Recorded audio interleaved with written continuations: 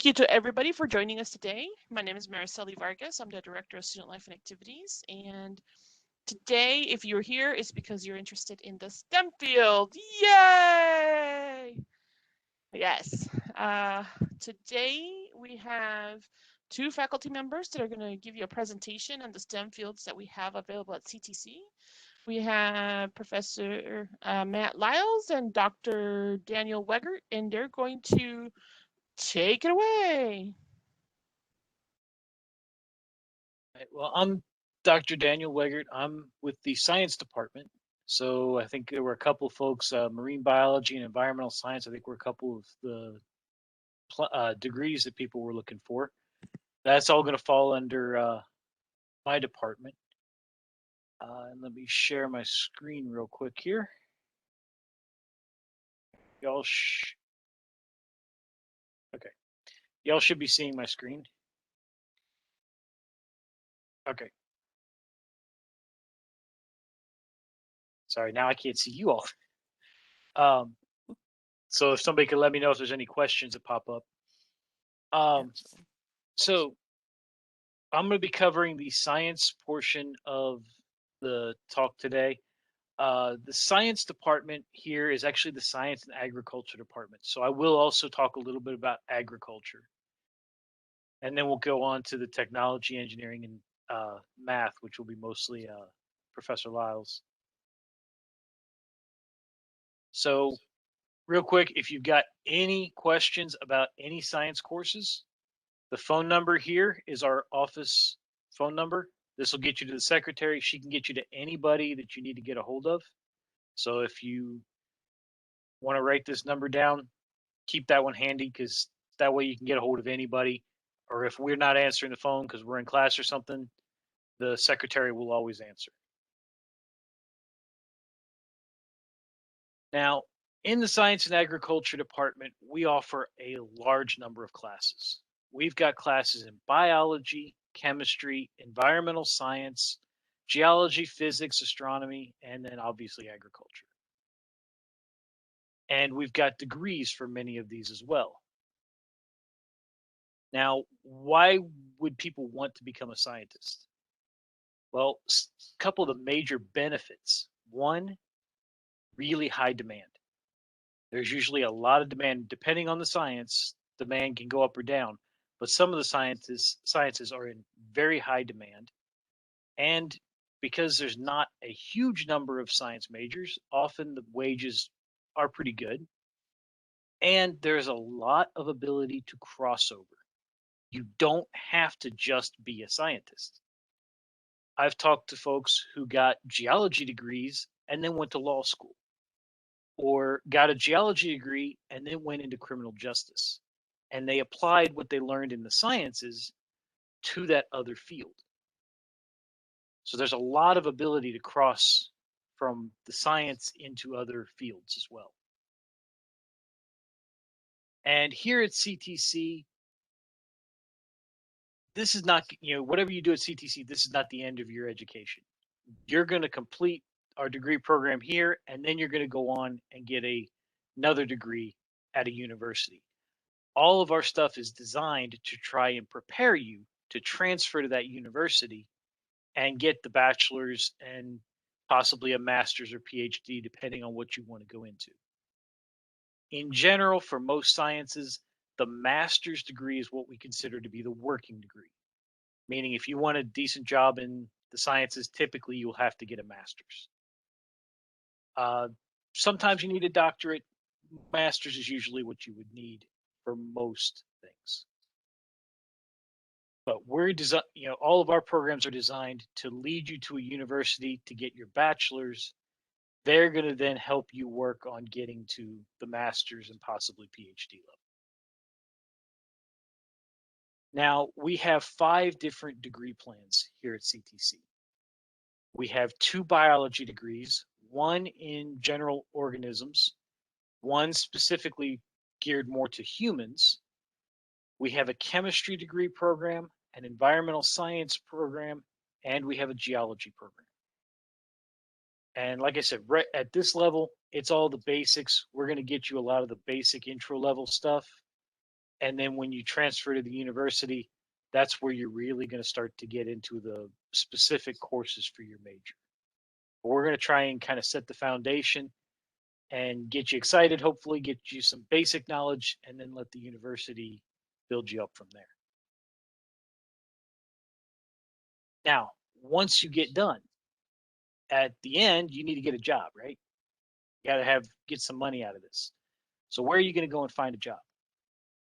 The government, bunch of government agencies hire scientists. The EPA, National Park Service, state parks will often hire scientists. Universities will hire scientists quite regularly. Mining companies, groups that are manufacturing different materials, research labs, healthcare. I was recently talking to someone who had gotten a chemistry degree and then went and worked for a manufacturing company, testing the material that they came out to make sure that they kept putting out the exact same product every time. So they were applying that chemistry to some other field. So there's a lot of people, and like I said before, there's a lot of ways to cross over into things like forensic science, the law, politics, engineering. There's a lot of ways you can take a background in science and use that for other purposes as well. Now, we also, like I said, have an ag program. We have our own farm and ranch area at the back part of campus. This is a picture of it.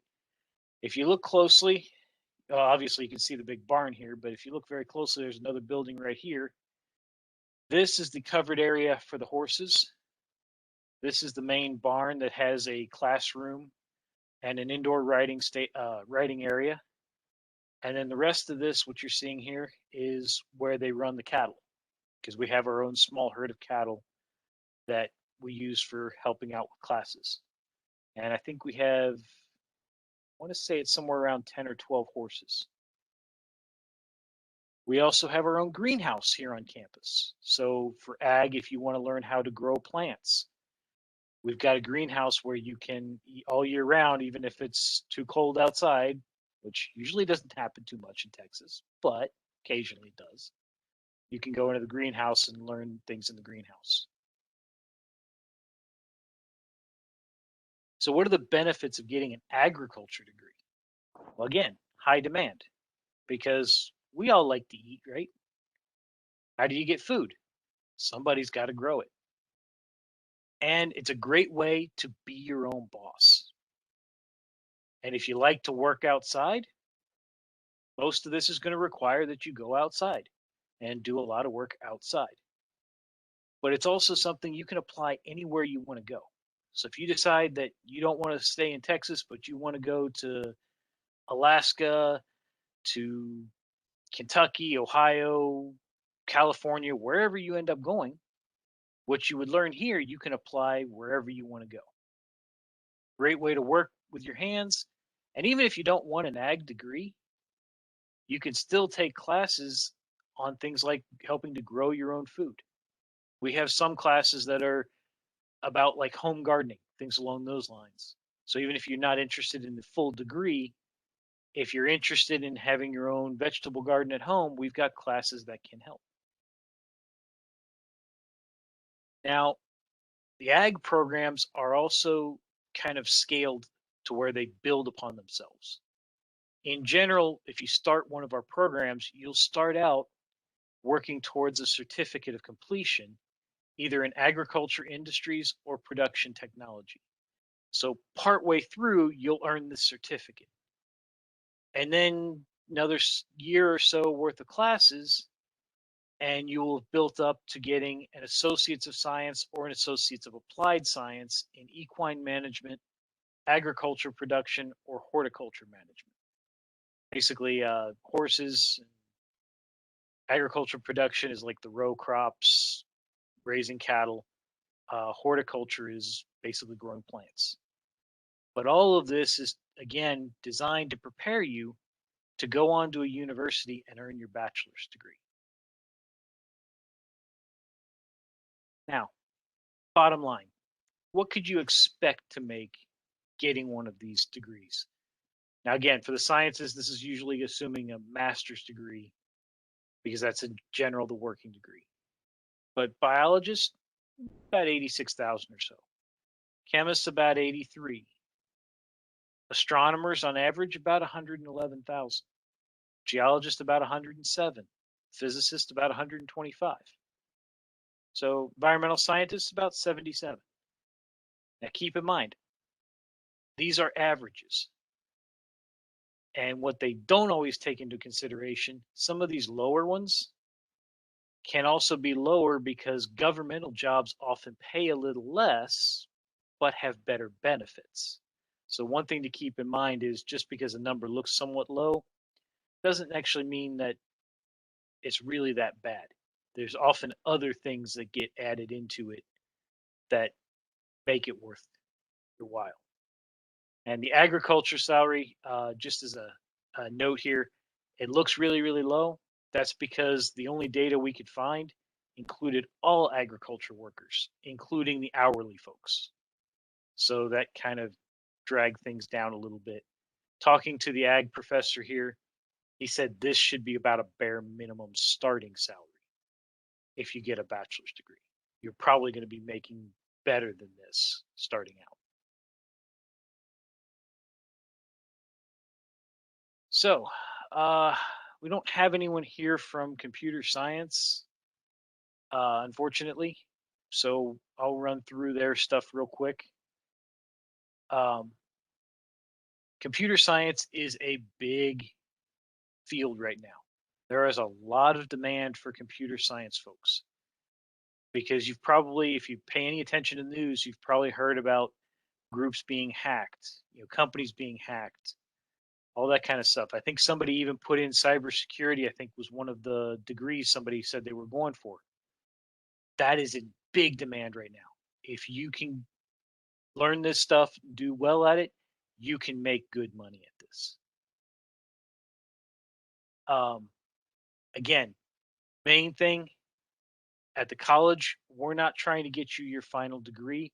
We're trying to help you get those first couple of years under your belt for not too much money, get you a good foundation, and help you transfer those credits to a university where they will help you finish out your degree program.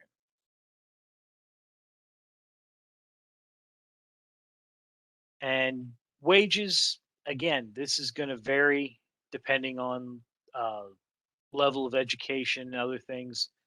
But here are some kind of averages or common salaries that people will earn for different jobs. So computer programmers, about 84, 85,000. And if you're starting to work in software development, that can go up from there. So I think at this point, I'm going to turn it over to Matt for the math and engineering portion of this. So let me stop sharing here and let Matt take over. Can I just say something? Yes. Nope. So I went ahead and Maricelli, we can't hear you. You're kind of far away. how about now? Better. See, microphone. So I went ahead and put in the chat a YouTube video of a presentation that we did on cybersecurity and computer systems in general, but it's a really heavy with the cybersecurity side of it. Since we have somebody that mentioned that they're interested in cybersecurity, it's done with the professor that teaches that here, and he really goes into depth to a lot of the stuff that they do, how you can make a lot of money doing cybersecurity, and you also get to listen to his perspective. I know that they do some competitions, that they've gone through competitions that have to do with cybersecurity and all of that. So for whoever was interested in cybersecurity, you definitely want to check that out and make sure that, if you have questions, his contact information is in the video, and you can go ahead and send him an email or something like that to get more information. Okay, I just want to say that since he's not, there's nobody here to represent that area, I know that I want to make sure that anybody who has any interest in that has that video. Okay. Y'all hear me okay? Okay, to add on to what Dr. Wiggert was saying, scientists, they'll show up in places you don't expect. Like my wife had a surgery last year, and in the pre-op, they said, hang on, we need to bring in our physicist. You need to bring in a what? So they had a physicist on staff to make sure that everything was set up properly to make the surgery go the way it needed to go. I was going to say also, computer science has a very good transition between us and Texas A&M Central Texas, right down the street from us. So it's a nice way to get a nice 4-year degree locally and be ready to jump into the workforce. That's not just computer science. I know that they have a strong biology program. I can't speak for all of their sciences because I just don't know, but Dr. Wiggert probably could talk about that. For engineering as well, you can get a 4-year engineering degree locally in the Killeen area. You go 2 years with us, transfer down the road, 2 years with them for significantly less money than you would pay at a 4-year institution. So with the same accreditations and all those exciting things. Let me share my screen so that I'm doing what I'm supposed to here. Last versed in it. Can y'all see that okay? I probably did not do my audio for when we get video portion of the show, so I'll probably need help when we get to there, but one step at a time. We already talked about computer science, so I'll go ahead and move forward in my little presentation. All right, so we are here. My name is Matt Lyles. I teach math, but I'm here representing math engineering, and you might have noticed that we have robotics there at the bottom.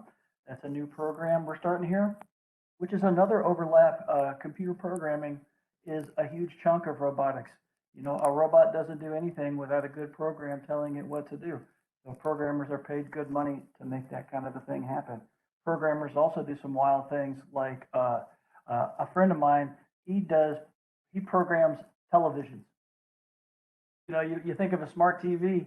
Smart TV is smart because it has a lot of software running in the background there. You don't think of a television necessarily running software, but it does. So it has programs as well. But anyway, math is what I'm here for right now. So let's talk about math, shall we? Math programs, like the science programs, they transfer well. All right. So bachelor's of math is typically not a terminal degree either. You typically go on and can get a bachelor's degree or a master's or PhD or whatever you feel like doing there with that, depending on what your goals are. Lots of career options, just like in the sciences. But our things transfer very well. Anywhere in the state of Texas, they take all of our math credits. They also transfer pretty well outside of Texas as well. So if you're in the military and you're going to be moving somewhere else, then this is still going to be great. Get your core complete and move along. Let's keep this moving here. So some possible careers with a math degree. An actuary. You're like, what is an actuary? Actuaries are hired by financial companies and by insurance companies primarily, and they do some probability and statistics type stuff. How does an insurance company figure out what their rate's going to be? They figure out what the percentage risk is for a person that, to have a certain medical condition or to have a car accident or whatever, so they can figure out how often roughly that they're going to have claims, so they can make sure that their price is where they can make money and still be able to cover their costs and provide solid insurance to you. Financial people, they're trying to figure out what price of things are going to go up and down and make solid decisions forecasting out to help their customers and their companies as well make plenty of money. You can imagine there. So a data analyst, big data, you've probably heard plenty. It's been kind of a buzzword for a few years now. The A&M down the road from us there they're having a good focus these days in their math department to give people some data analytics experience at the bachelor's degree level so that you can jump right into a job in data analysis and be experienced right out of the box. Operations research, people hire mathematicians. My younger brother works for a company that they do communications satellites, and they hire math people because they need people to be able to calculate how the satellites go, how to get the transmission going between from Earth to their bird or whatever, and make it all work. So at this point, I need to figure out how to make it to where my sound's going to happen. I bet I didn't do it correctly. Marceli, do I have to unshare and then reshare with the sound thing to make the video work? Or you can go to, that's probably the fastest. Okay. Because you know how to do it from there, correctly? You know, I do it. Or not. I do it twice a year and I forget every time. So It's I'll, okay. I'll, So when you go to share, go to, if you move your mouse up, do you see where it says share? Yep. Go ahead and click on it, and then it's going to give you options. And somewhere in there, there should be something that says automatically optimize. Let me see what I can do. And then you have to pick motion and video so that people can hear the audio in your computer. Video, and so probably. As we're going through this for everybody, please, if you have any questions, comments, or anything like that, please go ahead and type them into the chat. We want to make sure that we are constantly answering any questions that may come up. How do I go backwards in a PowerPoint? Right click and preview. Okay. We're here. Here's a little math video. If I can make the sound work, let me know if the video sound's not working. Is it, I don't see a YouTube. It might go to the browser. So then you have to share the browser, go do share again, and then go to that browser. Okay. The web browser. See it now? Let me see. It's trying to, okay, I see the browser now. Is that the video? No, it's not. Okay, let's try this again. Ready? Does it show it now? I see it now. I see, yes, there it is. Can you hear it? No, just make sure that your YouTube audio is to the max too. Hear it now? No, did you optimize for video and audio? Thought I did. Yeah. Is your computer audio on high? Yes. So that you can. One moment, please. That's optimize for motion video. Share. And I'm on full blast. And can't hear that? Not yet. We're going to punt on that. It's okay. We're just going to go back to this. All right. So, yeah. Engineering. So, engineering at CTC starts off basically exactly like a math degree. Do you want to share your PowerPoint? I could. Would that be nice? Share content, PowerPoint. Yep. That. Better? Yes. Okay.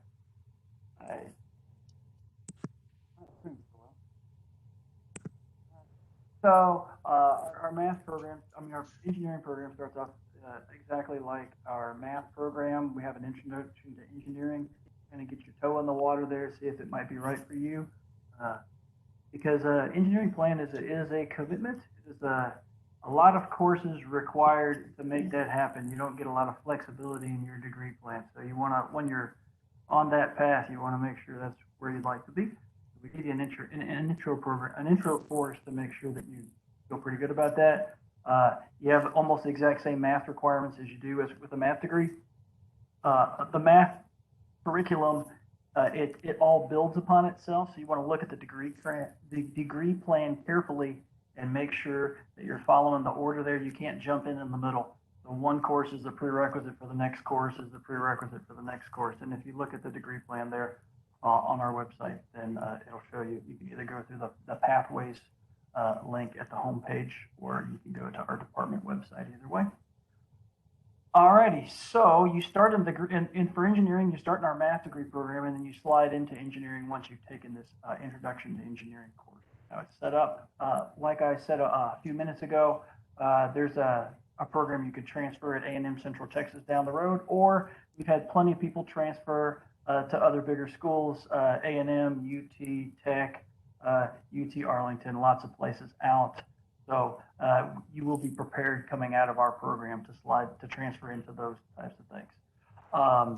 We have faculty with us. The guy that is in charge of our engineering department also works as an adjunct at A&M Central Texas. So if you're doing that, it's a nice smooth transition with familiar faces. Get there. You know what I mean? You're like, oh yeah, here's Professor Jackson. We're good. I know him. He's good.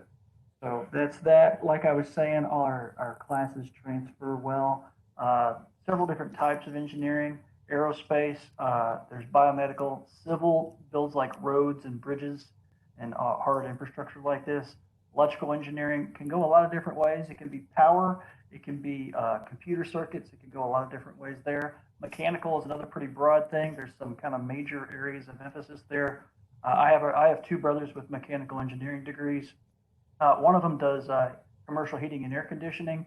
One of them, like I was saying earlier, does commercial satellites, communication satellites. It can go lots of different ways. It can go robotics and all kind of things. And petroleum engineering, I think, is straightforward. Average salaries in engineering start there. They can go up really quickly from there, depending on which company and which field it is. But it's a strong way with it. Good. There. I'm going to skip this little video as well. All right, let's talk about our robotics program. It says starting fall 2020, but COVID changed that to make it where it's fall 2021, where we have both certificates and associate's degrees in robotics. It's a hands-on program where, obviously there's two main components to a robotics experience there. You have the physical component and you have the programming component that drives the physical component. And this is a program to help you get competitive in that and be able to get out in the workforce. You can also take the associate's degree and then transfer out into a four-year school if you need a higher degree, depending on where you're trying to work. We're in the process of building internships with local companies to give you industry experience to where you already have good hands-on experience in the corporate world there, where you can just jump right on in and be very employable popping out of school. But you're going to have certificates and be ready to go coming out of this as well. So I think that's the end of this. Let me quit sharing if I can figure that out. Well, while you're doing that, we do have a question that maybe I know you know the answer. Well, you have a good answer to it, so I was wondering if you could help with this. Michael wants to know, will face-to-face courses become recurrent due to the Delta variant affecting our status quo? As of right now, face-to-face is the plan. We will have face-to-face courses. We will have online courses. We will also have a handful of these SVL, these live stream courses like we've had in the last year and a half. But predominantly face-to-face. There still are regular online, and we're going to keep a few of these live stream courses, at least in my department, for people who work and still want the interactive experience of an instructor where you can have questions answered real time. So yes to your question, we will be face-to-face. Obviously, the situation on the ground can change. We're keeping an eye on that, and we will react as needed. As of right now, on August 23rd, we will be in person with our smiling faces in the classrooms. If that changes, I can speak for my department. Our plan, if it gets bad and we're not allowed to come in person, is to switch back to live streaming. And it's like this, where you can interact and ask questions, but less like this. You can turn your audio on and basically have class like you would. I can share my screen, and it's like you're looking at the board. And it's the only thing different than a live in-person class is you don't have as much kind of chit-chatty stuff at the beginning and into class, but otherwise it's the exact same kind of experience. You know what I mean? Where you can see each other. The only thing is like you don't have weird things like you do in a class. Somebody brings in food and everybody smells it. You don't have those kind of things. If they have food, it's kind of off camera and you don't see it. But otherwise, it's basically the same experience. But yeah, I'm looking forward to being able to have in-person classes, and that at present is the plan. Yeah, that's science. We're doing the same thing. We are predominantly face-to-face. There are a couple of sciences that are offering the live stream, what we call SVL version of the class as well. But it's kind of hit or miss because we've got other things that threw a monkey wrench into it for some classes that didn't allow it, but they can make it work for other classes. So it's a little hit or miss. Most of it, though, is going to be face-to-face. Some will have SVL options, but I think, again, the plan is try to be face-to-face as much as possible. If stuff gets bad, then we'll cross that bridge when we come to it. Most of us are planning ways to transition from face-to-face to SVL if something goes bad and we have to switch. But most of us would prefer not to. We'd prefer to have you all back here in person because honestly, the classes are a lot easier face-to-face because we can see your face, and when you start to get confused, we can sometimes see that on your face and help you. When you're not in front of us, or like the screen I'm looking at right now, most of you don't have your camera activated. If you're confused, I don't know it unless you say something. Whereas face to face, if somebody's looking confused, I can sometimes tell from their facial expression, and I can go over and make sure that I help them get to where they need to be. So the face to face classes in general are a lot easier on the students, which is why we'd prefer to go back that way. And science, it's pretty much all face to face. There's a handful of SVL though. Excellent. Thank you, guys. There is Thank- another question.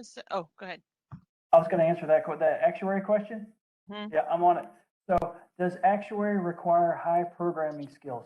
So, actuaries look at data a fair amount. So, you have to, high programming skills, not necessarily. Programming skills are going to make you even more employable.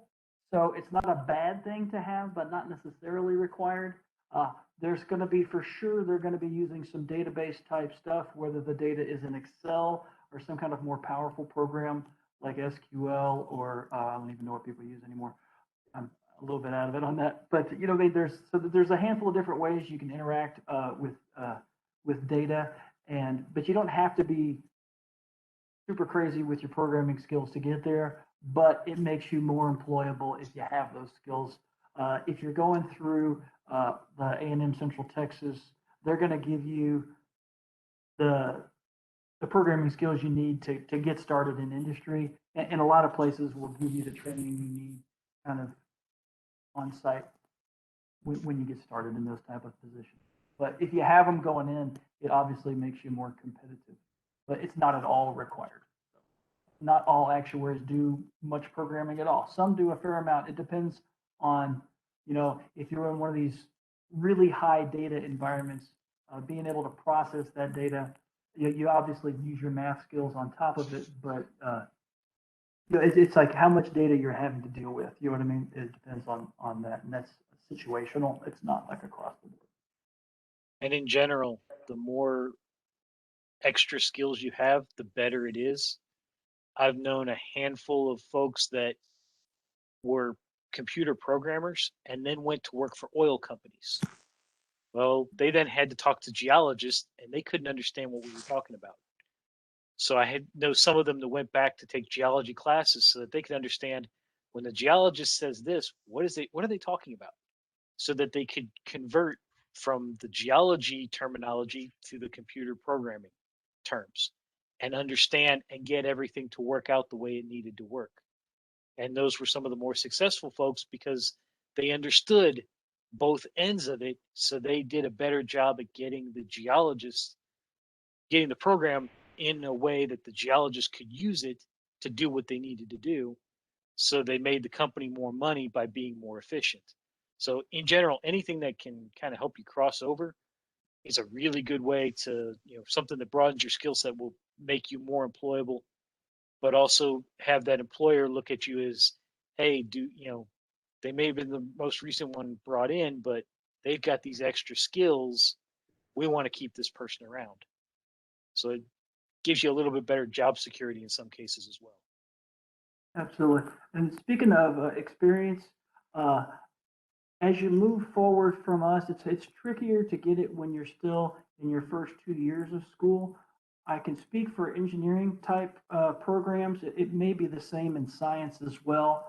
Uh, Make sure you're looking for internship opportunities. If you can take an internship during a summer, it gives you that industry experience. And a lot of times, what it'll do is when it comes time to actually hire somebody, that company, they already know you, they've already trained you, so they don't have to pay you to train you. You're already ready to go, and they can just plug you in and you can start. And sometimes they'll even give you signing bonuses because they don't have to spend that extra money training you. I have a nephew, he's in petroleum engineering, and he got this crazy, he did 3 internships, and he got this crazy, he got like a $25,000 signing bonus because he was already trained and ready to go, and they just plugged him in. He started with a higher salary than some other people because he already had so much experience coming in. So if you can look, and a lot of colleges will do internship fairs. So they'll bring in the industry. You don't have to go. I mean, obviously you can go online and look for them. There's plenty of that stuff out there.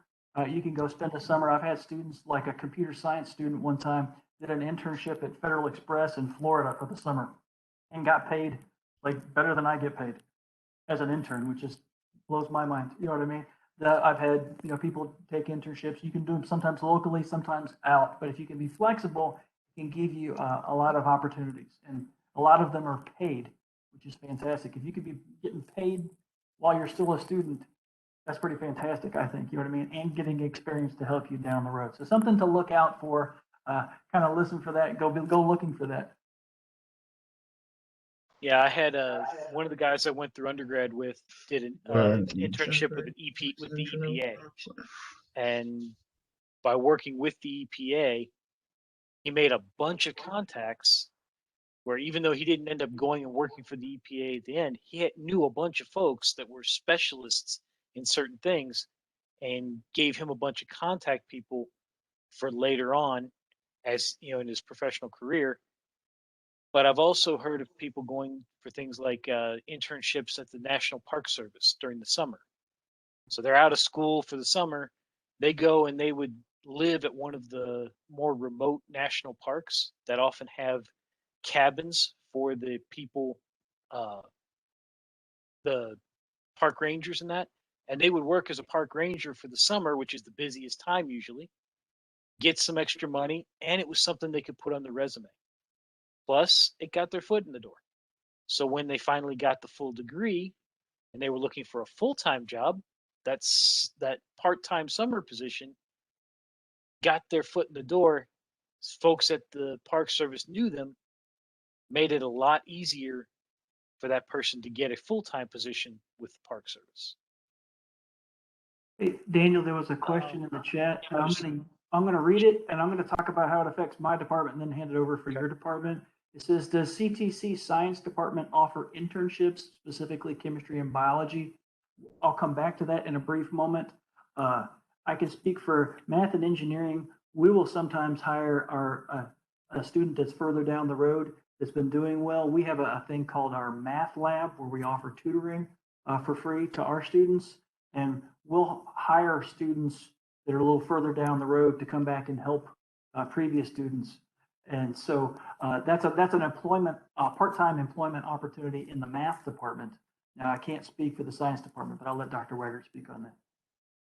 Yeah, unfortunately, we don't have much in our department, partly because of the fact that we only get to teach you the freshman and sophomore level courses. So usually the internships, they want you to be more of a junior or a senior. They want you to be a little further along in your education before you get into those internships. And you don't have that experience yet at our level. So the university probably will. Like if you go down to TAM-UCT, to Baylor, UT, Texas A&M, wherever you go, they probably will. But at this level, usually you don't quite know enough just yet for them to give you an internship and have you be able to do something meaningful. Because like I said, for science, the master's degree is your working degree. So when you get close to the end of your bachelor's degree, that's when they would usually offer you that kind of stuff.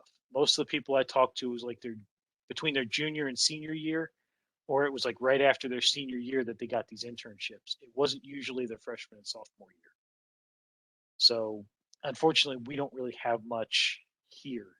Can I just say something though, to piggyback off of both of you? I had a student that became a college ambassador. I have college ambassadors and their students, and I'm hiring, by the way, so I'm just going to throw that out there for any of you that need a job. Completely self-serving. But I had the student, very smart.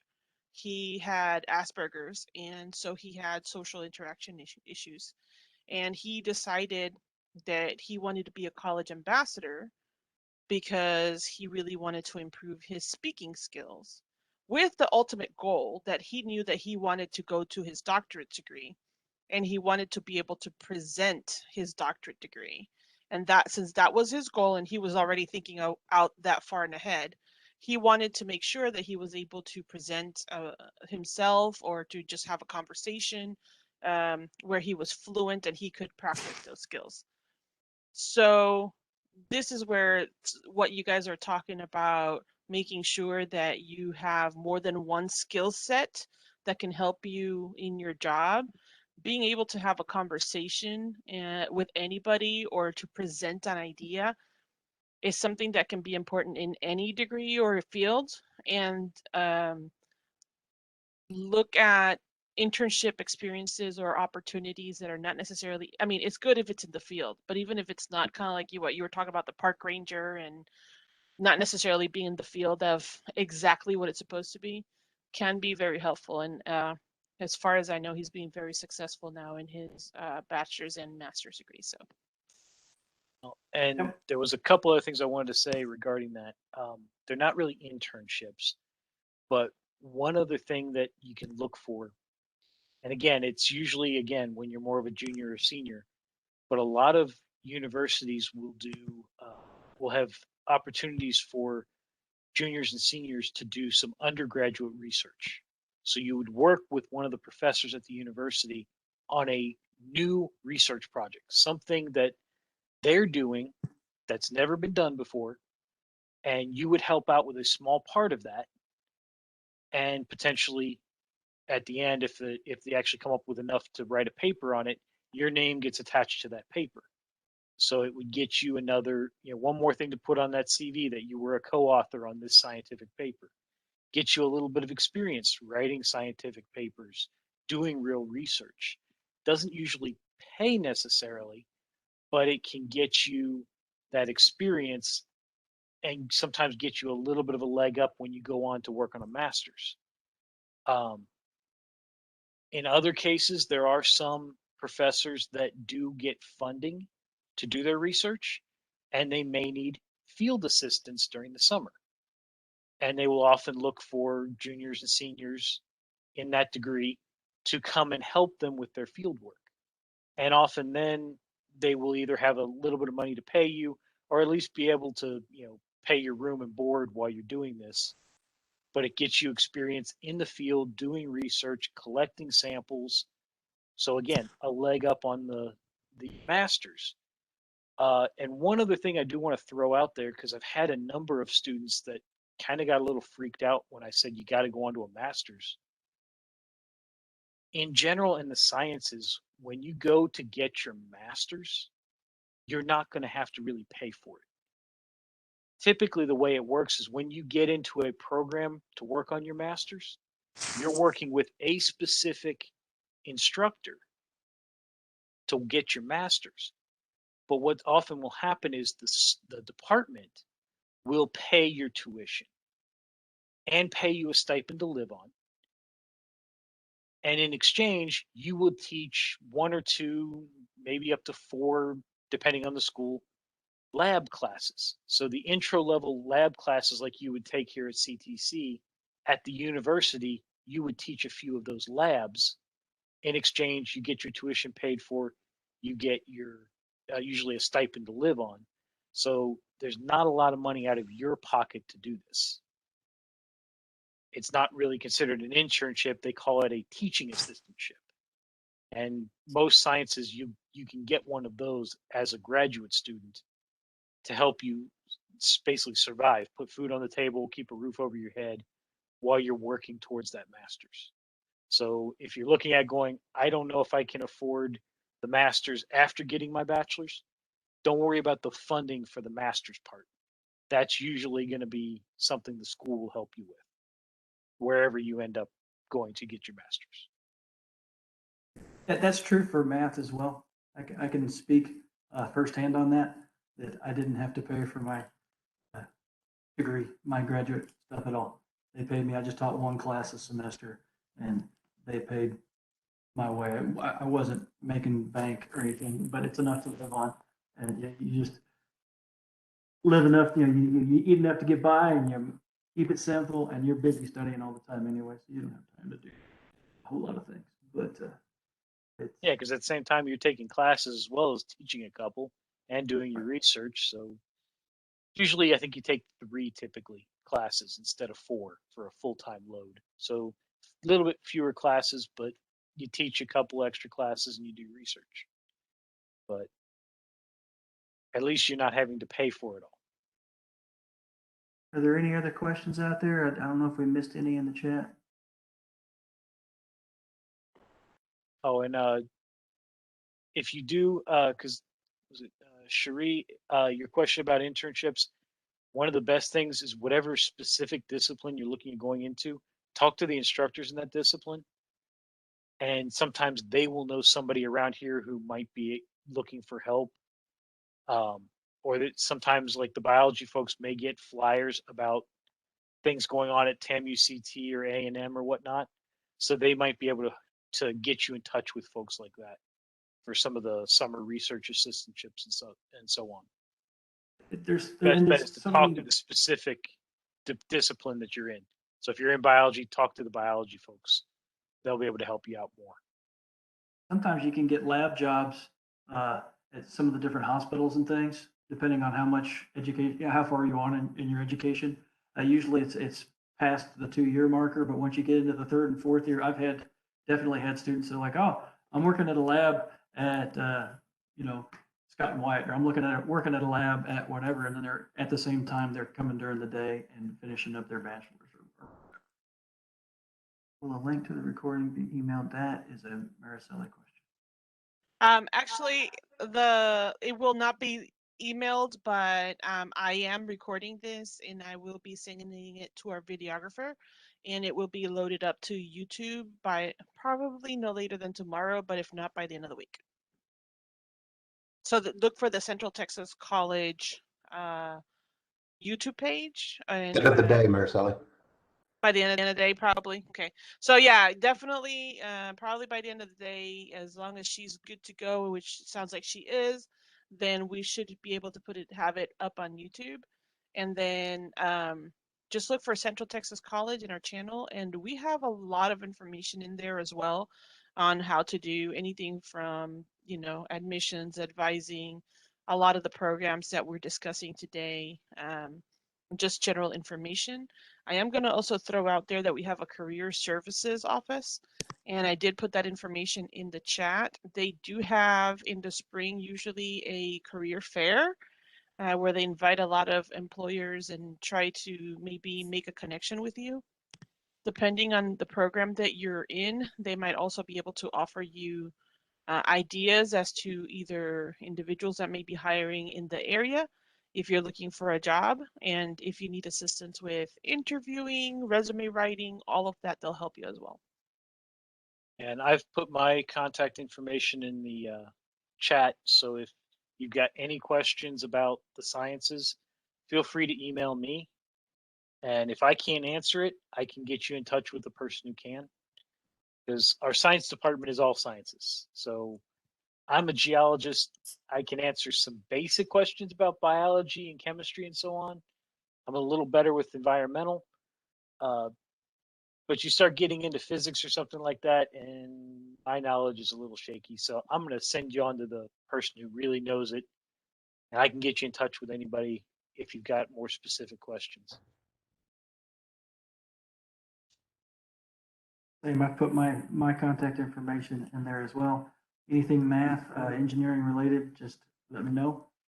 Same exact thing. If I don't know the answer, I will either find it or put you in touch with somebody who will help you find it. And just a side note for the engineering majors, we are going to have a session like this on Thursday. I think it's Thursday. It's Wednesday, August 18th at 1:30 p.m.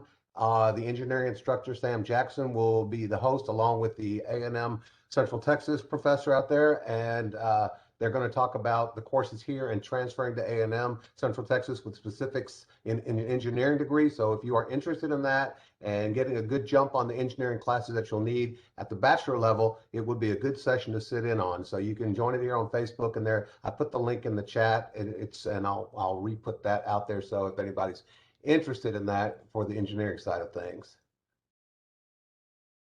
Yeah, I see Mariceli just put in about the open house. We do have the open house this Saturday, and I know most of our science faculty will be here. So if you're wanting to go into a science major and you can show up on Saturday, a bunch of us are going to be here. And I know for a fact that computer science will be here, math department will be doing stuff too. Basically, anybody from the STEM, at least one person from that department will be available. So it's going to be this Saturday, August 14th from 9 to 2. We have a small session that starts at 9 a.m. and if you register for it, you could get a free t-shirt if you show up by 9 and go to the session. So you're welcome to, I put the link in the chat. It's ctcd.edu/open-house.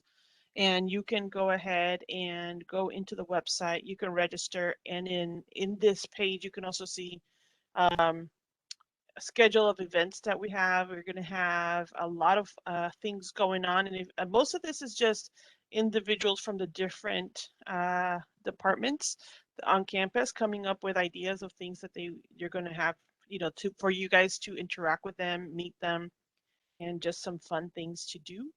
And then at the time that they're doing it. So please come check it out. We're also going to have activities for kids.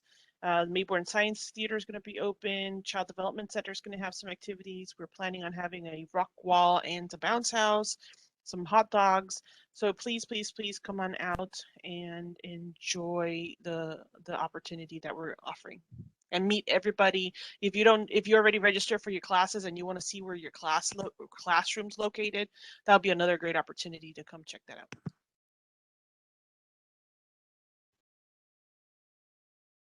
Yeah, the science department, most of our stuff is actually going to be it's going to be broken up amongst all the different labs here in the science building. So if you come to the science building for the open house, whatever science you're interested in, I think all but maybe chemistry.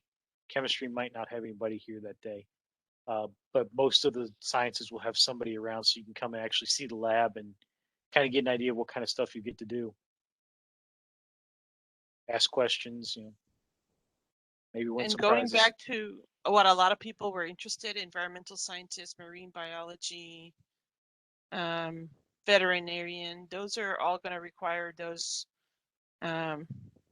classes in the science department. And then for your mathematicians, definitely need to come check out the math department stuff. Because there's going to be a lot of the applied mathematics, which I hadn't thought about, but how origami becomes mathematics is kind of blew my mind after I thought about it. I was like, oh, that makes sense. All right. Any other questions, please type it in. If not, we're going to wrap this up. And any last words of wisdom from our faculty before we leave? Yes. Ask questions. Don't be afraid to ask questions of anybody at any time. The people that work at CTC are here to help you. We want to see you succeed. Obviously, you're a big component of that, but we want to help steer you and point you in directions that are helpful to you. We want to be able to provide tutoring. We want to be able to provide encouragement, support. We want to see you get where you would like to go. So don't be afraid to ask at any time, whether it's about the actual subject matter or it's about a class schedule or whatever the heck it is in your experience, don't be afraid. You know, I see Charlotte over there. She's in student life and she wants to see you succeed. I think it's in her job title. You know what I mean? She wants to help see you succeed in your academic path, and she's ready to help steer you on that and talk to you about it. We as professors, we want to not only answer your questions and get you to learn the material in our course, we want to see you get down the road past our course. You know, whether it's towards a job or towards further education and wherever it is that you want to go, we are here to help you get there. And again, like Professor Laz was saying, please ask questions.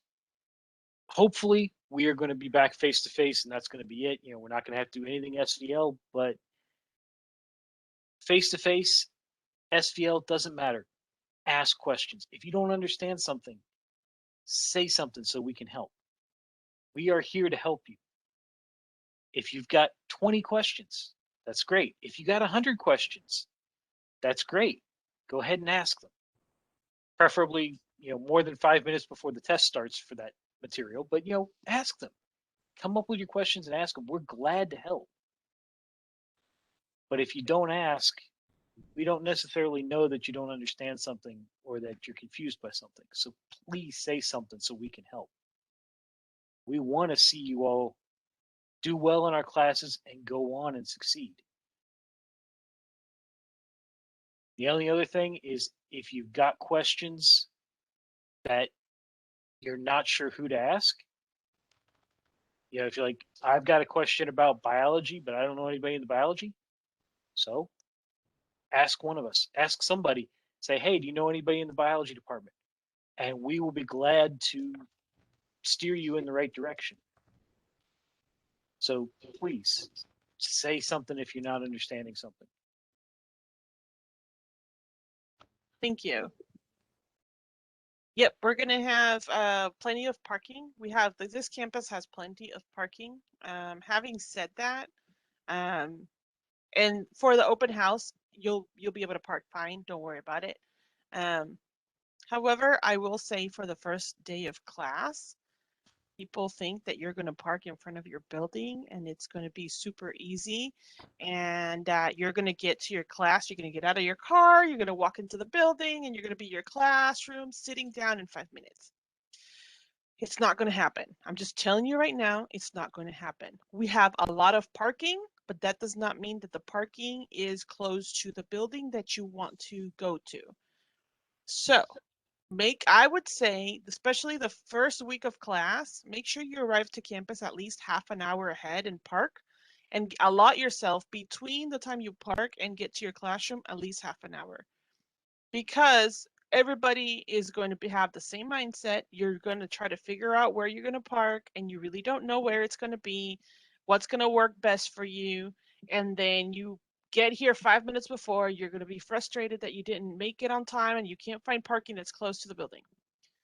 There's plenty of parking. It's just not necessarily close. So please take, especially that first week, take time to scope it out. And also, open house is a great opportunity to see where your classes are going to be and to scope out how long it's going to take you to go from building to building. If you have a class in the science building, for example, and then you decide, and then right afterwards you have a class in what we call the academic building, which is pretty much across campus, and you have 10 minutes to get there, you will probably be late if you're there the entire time. So you want to scope those things out, think about where you want to park and how you're going to make that work. Now, for open house, we're going to have shuttles to move you around through certain areas, and so you don't necessarily have to be driving around from building to building. There is some walking involved, so just be prepared for that. But that's just to prepare you for what college life is going to be like, period. So just make sure you wear comfortable shoes. But other than that, parking, we have a lot. Just don't, when you're coming to class, don't think you're going to park right in front of your building. And I don't know if the faculty can chime in as to how fun it is when the students come in late because they think they know. we kind of expect it the first day because inevitably people who haven't done done a little bit of prep work get there and they're like, where am I going? Which building is this? It's best if you can do that ahead of time. And with the open house, that's going to be a great time because there's going to be people everywhere that'll be able to help you find where you need to go. But a lot of us, we kind of plan that first day. We expect people to be late because of not going to the wrong building, having trouble finding a place to park, and so on. But try to get it kind of square in your brain as to where you need to go and how long you got to get between classes, so that you know what you need to be doing. And then if it's something that it could be a problem, talk to your instructors. Because if it's something where, hey, I need to be 2 minutes late because it takes, the fastest I can get here is 12 minutes, talk to your instructor and they might be able to, cut you some slack or whatnot. But the more you communicate with us, the better it is for you. If you just assume that it's fine that you show up 10 minutes late every day, well, your instructor may not feel the same way. So talk to your instructors so that they can help you. All right. Well, with that, I would like to say thank you to everybody that has participated in some way. And special thanks, as always, to Professor Lyles and Dr. Wegard, who are always so gracious to help us with all of these events. And actually, at 3.